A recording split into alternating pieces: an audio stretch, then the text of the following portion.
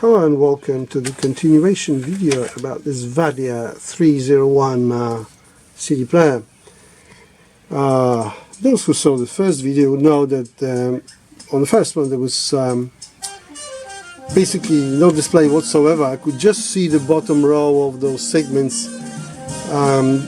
After I replaced the display tube, I sort of cannibalized the Pioneer PD-S703. Display was scrambled. Now I've sort of took it apart and did some magic and replaced some more capacitors on the servo board, and we now have a display, but it is still too faint.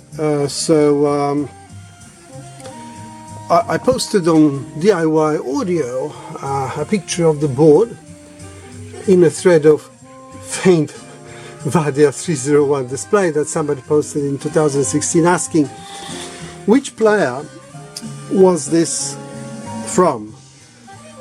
Still haven't got a reply, but I'm now pretty sure that that board is alright and we have a problem with the Wadia board.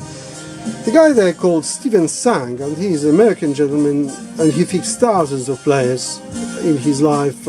Reckons there's always either the faulty capacitors or some resistor or the Zener on the display board.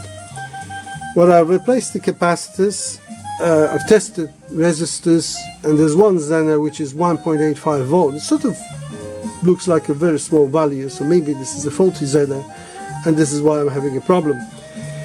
But to anybody out there, if you do have a service manual for 301 or even the display for it, please let me know.